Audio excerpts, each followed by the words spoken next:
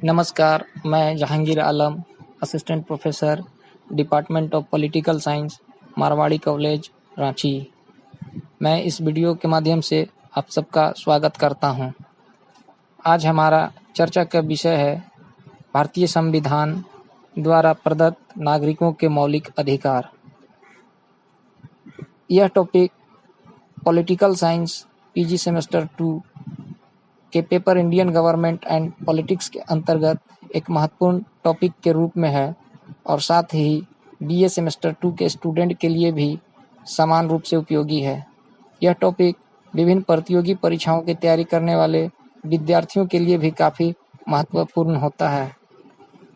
इन सब के बावजूद मेरा तो मानना है कि भारत के प्रत्येक नागरिक को कम से कम संविधान द्वारा प्रदत्त इन मूल अधिकार एवं नागरिकों के लिए सुनिश्चित किए गए कर्तव्यों की जानकारी अवश्य होनी चाहिए। आइए अब हम विषय की शुरुआत करते हैं। सबसे पहले इस संदर्भ में हम जानेंगे कि अधिकार क्या होता है, उसके बाद मौलिक अधिकार किसे कहते हैं, इसकी चर्चा हम सबसे पहले कर रहे हैं। तो अधिकार सामाजिक जीवन का आधार है। मनुष्य के अपने व्यक्तित्व के विकास के लिए समाज के अंदर कुछ सुविधाओं की प्राप्ति के लिए अधिकार का होना अति आवश्यक होता है। इस संदर्भ में टी.एच. गिरीन का कहना है कि अधिकार सामान्य हित के विकास के लिए स्वीकृत एवं मान्यता प्राप्त शक्ति है। वहीं प्रोफेसर लास्की कहते हैं, अधिकार सामाजिक जीवन की वे परिस्थितियां हैं जिनके बिना मनुष्य अपना पूर्ण विकास नहीं कर सकता है। अब हम बात करेंगे भारतीय संविधान में मौलिक अधिकार, fundamental rights in Indian constitution. इसके लिए थोड़ा सा इसके ऐतिहासिक पृष्ठभूमि पर नज़र हम डालते हैं। 1928 में पंडित मोतीलाल नेहरू के रिपोर्ट में मौलिक अधिकारों का उल्लेख किया गया था। 1931 में हुए कांग्रेस अधिवेशन में मौलिक अधिकार तथा आर्थिक नीति पर एक विशेष प्रस्ताव पारित किया गया। इसी प्रकार 1945 में सप्रू रिपोर्ट ने भी व्यक्ति के अधिकारों पर बल डाला। फिर जब संविधान सभा द्वारा संविधान निर्माण का कार्य शुरू किया गया, तब मौलिक अधिकारों की घोषणा की गई। भारतीय संविधान के भाग 3 में नागरिकों के मौलिक अधिकारों की घोषणा की गई है, जो भारतीय संविधान के अनुच्छेद 12 से लेकर 35 तक में है। लोकतांत्रिक शासन व्यवस्था में मूल अधिकारों की घोषणा संविधान की एक मुख्य विशेषता होती है। वास्तव में लोकतंत्र का आधार ही जनता के अधिकारों का संरक्षण है। व्यक्ति के बहुमुखी विकास के लिए जिन अधिकारों का प्राप्त होना आवश्यक है, उन्हें हम मूल अधिकार कहते हैं। ये अधिकार ही व्यक्ति के विकास और उसकी स्वतंत्रता की आधारशिला है। प्रायः संसार के सभी अच्छे संविधान में इन अधिकारों के लिए प्रावधान किया गया है। इन अधिकारों को संविधान में शामिल करने की प्रेरणा हमें अमेरिका के संविधान से मिली। ये अधिकार राज्य की विधायी और कार्यपालिका शक्ति पर निर्बंधन यानी कि रिस्ट्रिक्शन स्वरूप का है।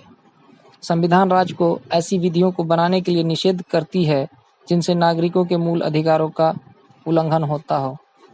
यहाँ उल्लेखनीय है कि मूल अधिकार अब्सोल्यूट अधिकार नहीं है और इन पर आवश्यकता पड़ने पर सार्वजनिक हित में रिस्ट्रिक्शन लगाए जा सकते हैं।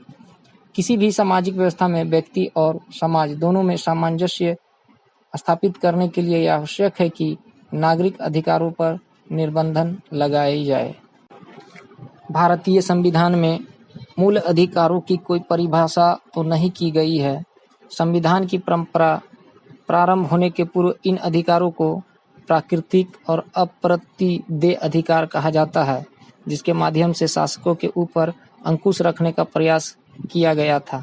इंग्लैंड में मूल अधिकार वे अधिकार कहे जाते हैं जो बिल ऑफ राइट्स जनता ने प्राप्त किए हैं। भारतीय संविधान में नागरिकों के मौलिक अधिकार के प्रकार। भारतीय संविधान में पहले 7 प्रकार के मौलिक अधिकारों का उल्लेख था, किंतु संविधान के 44वें संशोधन द्वारा संपत्ति के मौलिक अधिकार को समाप्त कर साधारण अधिकार में रख दिया गया। इस प्रकार अब केवल 6 प्रकार के ही मौलिक अधिकार हैं, जिनका विश्लेषण धारा 12 से लेकर 35 तक किया गया है।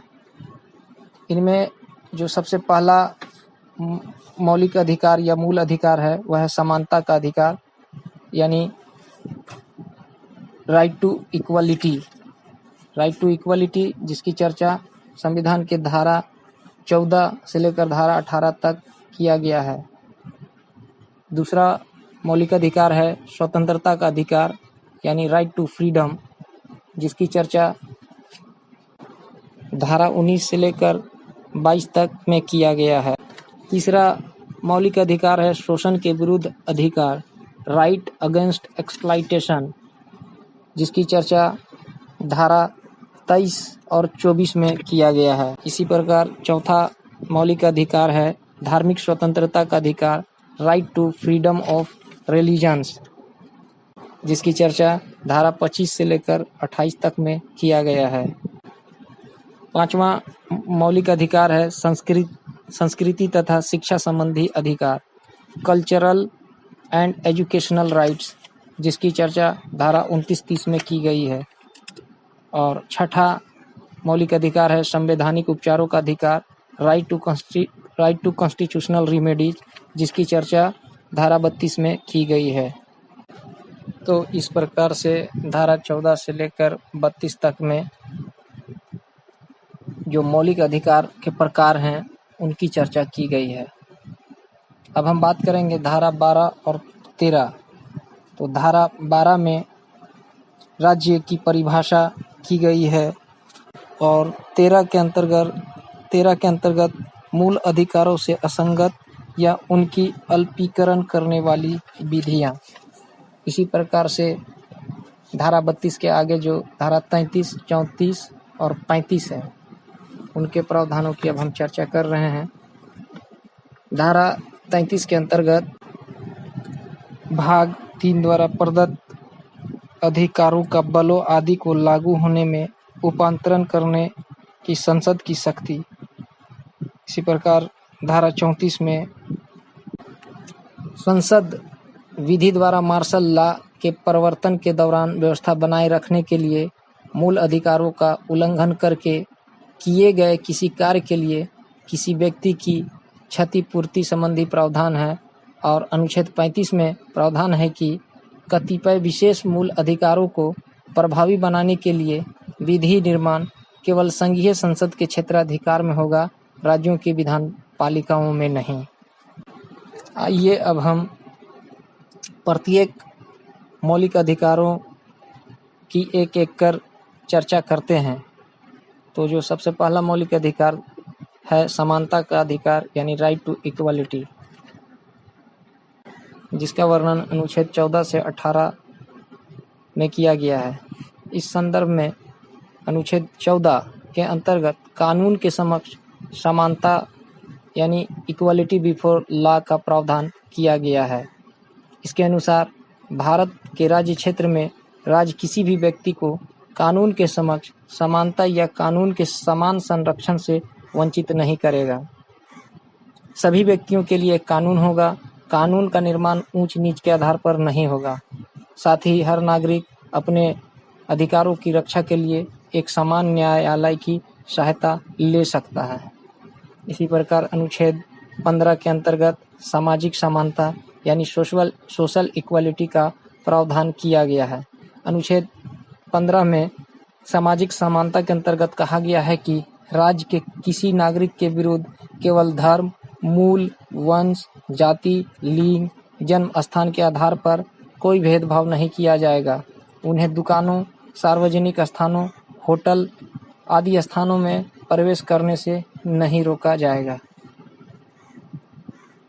अनुच्छेद 15 के 2 प्रमुख अपवाद भी हैं, जिनमें पहला है कि इस धारा की कोई बात राज्य को महिलाओं और बच्चों को कोई सुविधा देने से नहीं रोकेगी। और दूसरा, पिछड़े वर्गों, अनुसूचित जातियों और जनजातियों के उत्थान के लिए राज्य विशेष व्यवस्था कर सकता है। यानी इस कंडीशन में धारा जो 15 के अंतर्गत जो प्रावधान है उसका उल्लंघन नहीं माना जाएगा। इसी प्रकार से जो समानता का जो अधिकार है उसमें तीसरा प्रावधान आर्थिक समानता यानी इकोनॉमिक इक्वलिटी के संदर्भ में किया गया है, जो अनुच्छेद 16 में है। अनुच्छेद 16 के अनुसार सब नागरिकों को सरकारी पद पर नियुक्ति के समान अवसर उपलब्ध होंगे। उनमें केवल धर्म, जाति, लिंग, जन्म स्थान के आधार पर भेदभाव नहीं किया जाएगा। इस अनुच्छेद के भी दो अपवाद हैं, जिनमें पहला है संसद चाहे तो विधि द्वारा किसी राज्य के किसी पद को वहीं के निवासियों के लिए आरक्षित कर सकती है, और दूसरा है राज्य के नागरिकों के पिछड़े वर्गों को नियुक्तियों में पदों को आरक्षित करने का अधिकार दिया गया है। यानी राज्य में जो पिछड़े लोग होंगे उनको सरकारी नौकरियों में आरक्षण दिया जाएगा। इस कंडीशन में अनुच्छेद 16 के जो प्रावधान है उसका उल्लंघन नहीं माना जाएगा। अगला है समानता के अधिकार के अंतर्गत अस्पृश्यता की समाप्ति यानी एबोलिशन ऑफ अनटचेबिलिटी, जिसका प्रावधान अनुच्छेद 17 में किया गया है। अनुच्छेद 17 के द्वारा अस्पृश्यता का अंत किया गया है और साथ ही 1955 में एक अधिनियम बनाकर इसे अपराध भी घोषित किया गया है। 1976 ईस्वी में तो छुआछूत मानने वालों को संसद और विधानमंडलों की सदस्यता के लिए अयोग्य घोषित किए जाने की भी व्यवस्था की गई है। समानता के अधिकार के अंतर्गत ही अनुच्छेद 18 के अंतर्गत उपाधियों की समाप्ति का प्रावधान किया गया है, यानी एबोलिशन ऑफ टाइटल्स। अनुच्छेद 18 के अनुसार राज्य द्वारा शैक्षणिक और सैनिक उपाधियों के अतिरिक्त किसी व्यक्ति को किसी प्रकार की उपाधि प्रदान करना निषिद्ध कर दिया गया है, किंतु समाज सेवा, विशिष्ट सेवा या राष्ट्र सेवा के लिए भारत रत्न, पद्म विभूषण, पद्मश्री आदि का सम्मान देना उपाधि नहीं माना गया है।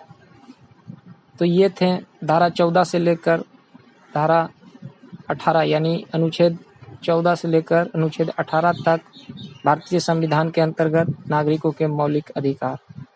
दूसरे प्रकार के जो मौलिक अधिकार है वह है स्वतंत्रता का अधिकार, राइट टू फ्रीडम, जिसकी चर्चा धारा 19 से लेकर 22 तक किया गया है। धारा 19 के अनुसार व्यक्तिगत स्वतंत्रता का अधिकार सभी प्रकार के अधिकारों का मूल अधिकार है। इनमें 7 प्रकार के स्वतंत्रताओं का उल्लेख किया गया था, किंतु 44वें संशोधन 1978 ईस्वी द्वारा संपत्ति संबंधी स्वतंत्रता को समाप्त कर दिया गया। इस कारण इसमें 6 प्रकार की स्वतंत्रता ही रह गई।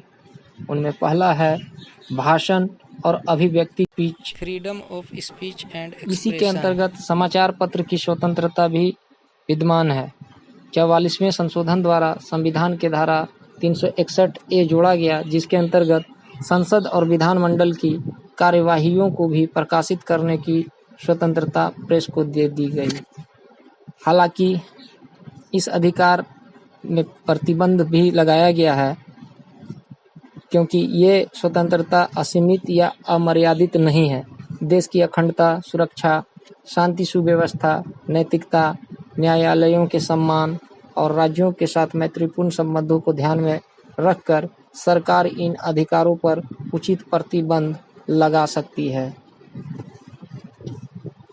धारा 19 के अंतर्गत ही जो दूसरा स्वतंत्रता है वह है अस्त्र शस्त्र रहित तथा शांतिपूर्ण सम्मेलन की स्वतंत्रता, freedom to assembly peaceful and without arms. इसके अंतर्गत नागरिकों को बिना अस्त्र शस्त्र के शांतिपूर्ण ढंग से एकत्रित होने और सभा करने का अधिकार है, परंतु ध्यान रहे इस स्वतंत्रता में भी प्रतिबंध है, क्योंकि सुरक्षा, शांति, सुव्यवस्था बनाए रखने के लिए राज्य उचित प्रतिबंध लगा सकती है। इस उचित प्रतिबंध का अंतिम निर्णय भी न्यायालय करती है। इसी प्रकार धारा 19 के अंतर्गत जो तीसरा स्वतंत्रता है वह है संघ एवं संस्था बनाने की स्वतंत्रता, freedom to form association and union. इसके अंतर्गत नागरिकों को संघों एवं संस्था का निर्माण करने की पूरी स्वतंत्रता है। इसके अंतर्गत राजनीतिक दल, क्लब, कंपनी, साझेदारी, श्रमिक संघ, व्यापारिक संघ आदि सभी चले आते हैं। हालांकि इस अधिकार में भी प्रतिबंध लगाए जा सकते हैं। षड्यंत्र या गैर कानूनी कार्य करने, शांति भंग करने या देश की एकता अखंडता को चुनौती देने के लिए संघ संस्था बनाने की स्वतंत्रता नहीं है। इसी प्रकार धारा 19 का अंतर्गत जो अगला स्वतंत्रता का अधिकार है वह है भारत के किसी भी भाग में आने जाने की स्वतंत्रता। Freedom to move freely through the territory of India. Freedom to move freely throughout the territory of India. किंतु इस स्वतंत्रता पर सार्वजनिक शांति तथा अनुसूचित जातियों की रक्षा के लिए सरकार उचित आधारों पर प्रतिबंध लगा सकती है। इसी प्रकार धारा 19 के अंतर्गत जो स्वतंत्रता का अगला अधिकार है वह है भारत के किसी भी भाग में निवास करने और बसने की स्वतंत्रता। Freedom to reside and settle in any part of the territory. इसके अंतर्गत नागरिकों को देश के किसी भी भाग में निवास करने और बसने की स्वतंत्रता है, किंतु सार्वजनिक हित और अनुसूचित जातियों के रक्षा के लिए सरकार इस पर भी प्रतिबंध लगा सकती है। धारा 19 के अंतर्गत जो अगला और अंतिम स्वतंत्रता का प्रावधान है वह है कोई वृत्ति, उपजीविका, व्यापार या कारोबार करने की स्वतंत्रता। Freedom to practise any profession और to carry on any occupation, trade और बिजनेस। किंतु ऐसी स्वतंत्रताओं पर 3 प्रतिबंध लगाए जा सकते हैं, जिनमें पहला है सार्वजनिक हितों एवं नैतिकता की रक्षा के आधार पर, दूसरा किसी भी व्यवसाय या कारोबार के लिए कुछ व्यावसायिक या तकनीकी योग्यता निर्धारित कर, और तीसरा है राज्य को स्वयं या किसी निगम द्वारा किसी भी व्यापार या धंधे को अपने हाथ में लेकर। इस प्रकार हम देखते हैं कि संविधान द्वारा प्रदत्त उपयुक्त सभी स्वतंत्रताएं असीमित एवं अमर्यादित नहीं है। सरकार या न्यायालय इस पर आवश्यकता पड़ने पर युक्ति युक्त प्रतिबंध लगा सकती है। अब जो अगला स्वतंत्रता का अधिकार है वह धारा 20 के अंतर्गत उसके लिए प्रावधान किया गया है। अपराध की दोष सिद्धि के विषय में संरक्षण, protection in respect of conviction for offence. इस धारा यानी आर्टिकल 20 के अनुसार किसी भी व्यक्ति को उस समय तक अपराधी नहीं ठहराया जा सकता जब तक कि उसने अपराध के समय लागू किसी कानून का उल्लंघन नहीं किया हो। इसके साथ ही किसी भी अपराध के लिए व्यक्ति को सिर्फ एक बार ही दंडित किया जा सकता है और किसी भी अपराध में अभियुक्त को स्वयं अपने विरुद्ध गवाही देने के लिए बाध्य नहीं किया जा सकता है। अब अगला जो मौलिक अधिकार है वह है व्यक्तिगत स्वतंत्रता एवं जीवन की सुरक्षा, protection of life and personal liberty by the article 21। यह अधिकार, नागरिकों को दी जाने वाली यह अधिकार इतना महत्वपूर्ण है कि आपातकाल में अनुच्छेद 19 में वर्णित जो अधिकार है वह स्थगित तो हो सकती है, परंतु अनुच्छेद 21 और अनुच्छेद 22 के तहत जो अधिकार नागरिकों को प्राप्त है वह आपातकाल में भी स्थगित नहीं किए जा सकते। अनुच्छेद 21 में कहा गया है कि किसी व्यक्ति को अपने प्राण या दैहिक स्वाधीनता से विधि द्वारा स्थापित प्रक्रिया को छोड़कर अन्य किसी प्रकार से वंचित नहीं किया जा सकता, यानी कानून ही किसी व्यक्ति को दंडित कर सकता है। सर्वोच्च न्यायालय ने यह स्पष्ट कर दिया है कि कानून द्वारा जो भी प्रक्रिया निर्धारित की जाए वह उचित और संतुलित हो तथा इसका निर्णय न्यायालय द्वारा हो। अनुच्छेद 22 के तहत नागरिकों को बंदीकरण की अवस्था में संरक्षण प्रदान किया गया है, यानी protection against arrest and detention by the article 22। धारा 22 के अनुसार बंदी बनाए गए व्यक्ति के कुछ अधिकार दिए गए हैं जो इस प्रकार हैं। पहला, बंदी बनाए गए व्यक्ति को बंदी बनाए जाने का कारण बताया जाना। दूसरा, बंदी व्यक्ति को उसके पसंद के वकील से सलाह लेने और उसके द्वारा अपना बचाव करने का अधिकार होगा। और तीसरा, बंदी बनाए गए व्यक्ति को 24 घंटे के भीतर निकटतम मजिस्ट्रेट के समक्ष उपस्थित किया जाएगा। इसके भी हालांकि कुछ दो अपवाद है, जिनमें पहला है जो ये जो अधिकार हैं मुख्य रूप से लागू नहीं, इस प्रकार के बंदियों पर लागू नहीं हो सकते, जिनमें पहला है शत्रु देश के नागरिकों पर तथा दूसरा निवारक निरोध अधिनियम के मामलों पर। मौलिक अधिकार के रूप में अब तीसरे प्रकार का जो अधिकार है वह है शोषण के विरुद्ध अधिकार, जिसकी चर्चा धारा 23 एवं 24 में की गई है। Right against exploitation. धारा 23 के अनुसार बेगार अथवा जबरदस्ती किसी से काम करवाने को दंडनीय अपराध माना गया है। मानव व्यापार जिसके अंतर्गत शामिल हो जाता है। मानव व्यापार का अर्थ है मनुष्य की खरीद बिक्री, स्त्रियों से अनैतिक कार्य कराना, बच्चों को विकलांग बनाकर भीख मंगवाना आदि दंडनीय अपराध है। किंतु सामाजिक सेवा के उद्देश्य से बिना भेदभाव के अनिवार्य सेवा लिया जा सकता है। इस अधिकार को हम कह सकते हैं बलात् श्रम निषिद्धि, prohibition of forced labour and human traffic. इसी पर धारा 24 में बाल श्रम को निषेध किया गया है, प्रोहिबिशन ऑफ चाइल्ड लेबर। अनुच्छेद 24 में कहा गया है कि 14 वर्ष से कम आयु वाले बच्चे किसी बच्चे को कारखानों में या अन्य किसी जोखिम भरे कार्य पर नहीं लगाया जा सकता, लेकिन सिर्फ कानून या लिखित अधिकारों के आधार पर इसे रोक पाना संभव नहीं है। इसके लिए सामाजिक जागरूकता की काफ़ी आवश्यकता है। अगला जो मौलिक अधिकार है वह है धार्मिक स्वतंत्रता का अधिकार, यानी right to freedom of religion.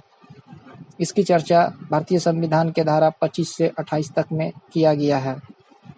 इसके अंतर्गत जो पहला है अंतकरण की स्वतंत्रता, जिसकी चर्चा अनुच्छेद 25 में किया गया है। अनुच्छेद 25 में कहा गया है कि सार्वजनिक व्यवस्था, सदाचार और स्वास्थ्य तथा इस भाग के दूसरे उपबंधों के अधीन रहते हुए सभी व्यक्तियों को अंतकरण की स्वतंत्रता तथा कोई भी धर्म स्वीकार करने, पालन करने एवं प्रचार करने का संपूर्ण अधिकार प्राप्त होगा। अनुच्छेद 26 के अंतर्गत धार्मिक मामलों को प्रबंध करने की स्वतंत्रता प्राप्त है, freedom to manage religious affairs. इसके अनुसार प्रत्येक धर्म के अनुयायियों को कुछ अधिकार है, जैसे धार्मिक संस्थाओं तथा दान से स्थापित सार्वजनिक सेवा संस्थाओं की स्थापना तथा उन्हें चलाने का अधिकार, धर्म संबंधी निजी मामलों को स्वयं प्रबंध करने का अधिकार, चल अचल संपत्ति के अर्जन और स्वामित्व का अधिकार, उक्त संपत्ति का कानून के अनुसार संचालन का अधिकार। इस प्रकार धारा 26 वास्तव में धारा 25 के ही एक उपधारा के समान है। धार्मिक स्वतंत्रता के अंतर्गत धारा 27 के अधीन धार्मिक व्यय के लिए निश्चित धन पर कर अदायगी की छूट दी गई है।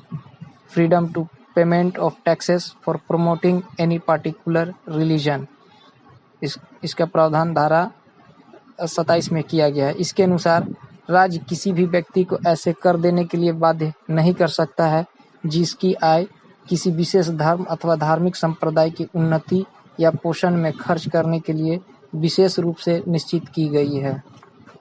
इसी प्रकार धार्मिक स्वतंत्रता के रूप में धारा 28 के अंतर्गत राजकीय शिक्षण संस्थाओं में धार्मिक शिक्षा निषिद्ध किया गया है। Prohibition of religious instruction maintained out of state fund. इस धारा के अनुसार राजकीय कोष से संचालित किसी भी शिक्षण संस्था में किसी प्रकार की धार्मिक शिक्षा प्रदान नहीं की जाएगी। साथ ही राज्य द्वारा मान्यता प्राप्त या सहायता प्राप्त शिक्षण संस्था में किसी व्यक्ति को किसी धर्म विशेष की शिक्षा ग्रहण करने के लिए बाध्य नहीं किया जा सकता। यहाँ उल्लेखनीय है कि अन्य अधिकारों की भांति इस अधिकार पर भी सार्वजनिक व्यवस्था, नैतिकता एवं स्वास्थ्य आदि के हित में प्रतिबंध लगाया जा सकता है या हस्तक्षेप किया जा सकता है। तो ये थे धार्मिक स्वतंत्रता का अधिकार, जिसकी चर्चा विशेष रूप से धारा 25 से लेकर 28 तक में किया गया है। अगला जो मौलिक अधिकार है वह है सांस्कृतिक एवं शैक्षणिक अधिकार, जिसकी चर्चा धारा 29 एवं 30 में की गई है। Cultural and educational rights by the article 29 and 30। धारा 29 के अनुसार नागरिकों के प्रत्येक वर्ग को अपनी भाषा, लिपि या संस्कृति को सुरक्षित रखने का पूर्ण अधिकार है। साथ में यह भी कहा गया है कि किसी राजकीय या राजकीय सहायता से संचालित शिक्षण संस्था में प्रवेश के लिए मूल वंश, जाति, धर्म और भाषा या इनमें से किसी एक के आधार पर भेदभाव नहीं किया जाएगा। इसी प्रकार धारा 30 के अंतर्गत धार्मिक या भाषा पर आधारित सभी अल्पसंख्यकों को अपनी रुचि की शैक्षणिक संस्थानों की स्थापना तथा उसके प्रशासन का अधिकार होगा। ऐसे शिक्षण संस्थानों को अनुदान देने में राज्य इस आधार पर कोई भेदभाव नहीं करेगा।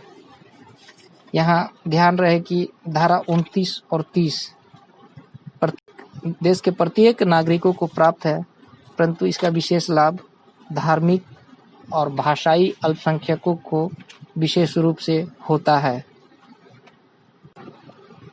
अगला जो मौलिक अधिकार है वह है संवैधानिक उपचारों का अधिकार, राइट टू कॉन्स्टिट्यूशनल रेमेडीज, जिसका प्रावधान धारा 32 में किया गया है। संविधान के अंतर्गत नागरिकों का सिर्फ मौलिक अधिकारों का ही उल्लेख नहीं है, बल्कि उन्हें लागू करने के लिए संवैधानिक उपचारों के अधिकार को भी संविधान में स्थान दिया गया है, जिसका तात्पर्य यह है कि नागरिक अधिकारों को लागू करने के लिए सर्वोच्च न्यायालय तथा उच्च न्यायालय की शरण ले सकता है। इस प्रावधान के तहत व्यवस्थापिका द्वारा निर्मित वैसे सभी कानून और कार्यपालिका द्वारा किए गए वैसे सभी कार्य न्यायपालिका द्वारा अवैध घोषित किए जा सकेंगे जिनसे मौलिक अधिकारों का हनन होता है। इस प्रकार इन अधिकारों के संदर्भ में भूतपूर्व मुख्य न्यायाधीश गजेंद्र गढ़कर ने इन प्रावधानों को भारतीय संविधान का सबसे प्रमुख लक्षण और संविधान द्वारा स्थापित प्रजातांत्रिक भवन की आधारशिला कहा है। सर्वोच्च न्यायालय को इस धारा के अनुसार नागरिकों के मौलिक अधिकारों की सुरक्षा के लिए 5 प्रकार के लेख जारी करने का अधिकार है, जिनमें पहला है बंदी प्रत्यक्षीकरण यानी हैबियस कॉर्पस, दूसरा परम आदेश मैंडामस, तीसरा प्रतिषेध प्रोहिबिशन, चौथा उत्प्रेषण सर्टियोरारी और पांचवा अधिकार परीक्षा को वारंटो। बंदी प्रत्यक्षीकरण इसके द्वारा न्यायपालिका कार्यपालिका को यह आदेश देता है कि बंदी को न्यायालय के समक्ष सशरीर उपस्थित करे। यदि न्यायालय इस निष्कर्ष पर पहुंचती है कि उस व्यक्ति को अनुचित ढंग से बंदी बनाया गया है तो न्यायालय उसकी रिहाई का आदेश दे सकती है। दूसरे प्रकार के जो लेख है परम आदेश, इसका अर्थ ही है कि हम आदेश देते हैं, फी कमांड। यदि कोई संस्था, निगम अथवा अधीनस्थ न्यायालय अपने सार्वजनिक दायित्वों कर्तव्यों को पूरा नहीं करे तो न्यायालय यह आदेश दे सकता है कि संबंधित संस्था, निगम या अधीनस्थ न्यायालय अपना कर्तव्य पूरा करे। प्रार्थी को यह सिद्ध करना पड़ता है कि उसके अधिकार का हनन हुआ है। इसी प्रकार जो दूसरे प्रकार के लेख है उसका नाम है प्रतिषेध। इसका अर्थ है मना करना। यदि कोई न्यायालय या ट्रिब्यूनल अपने अधिकार क्षेत्र से बाहर जाकर कार्य कर रहा हो तो उच्चतर न्यायालय उसे ऐसा करने से रोक सकता है। प्रतिबंध लेख केवल न्यायिक अधिकारियों के विरुद्ध ही जारी किए जा सकते हैं, प्रशासनिक अधिकारियों के विरुद्ध नहीं। अगले प्रकार के जो लेख है वह है उत्प्रेषण। इसका अर्थ है और अधिक सूचना दो। इस लेख द्वारा उच्चतर न्यायालय किसी अधीनस्थ न्यायालय को यह आदेश देता है कि किसी मुकदमे से संबंधित कागजात या निर्णय उसके पास भेजा जाए। इस संदर्भ में अगले प्रकार के जो लेख पत्र हैं उसका नाम है अधिकार परीक्षा। इसका अर्थ है किस अधिकार से। अधिकार परीक्षा का अर्थ है किस अधिकार से। जब कोई व्यक्ति किसी सार्वजनिक पद को अनुचित ढंग से प्राप्त कर लेता है या गैर कानूनी ढंग से किसी पद पर बना रहता है, तब न्यायालय उससे पूछ सकता है कि वह उस पद पर किस अधिकार से कार्य कर रहा है। इस प्रकार स्पष्ट है कि न्यायालय नागरिकों के मौलिक अधिकारों का संरक्षक है और अनुच्छेद 32 के तहत विशेष रूप से इसके लिए व्यवस्था भी किया गया है। अब हम बात करेंगे कि मौलिक अधिकारों का स्थगन किन किन परिस्थितियों में हो सकता है। तो इसके लिए सबसे पहला है संविधान के संशोधन होने पर, दूसरा रक्षित सेना में भर्ती होने पर, तीसरा सेना विधि लगे हुए क्षेत्रों में और चौथा है संकटकालीन परिस्थितियों में। उम्मीद करता हूँ यह वीडियो आप लोगों के लिए उपयोगी साबित होगी। धन्यवाद।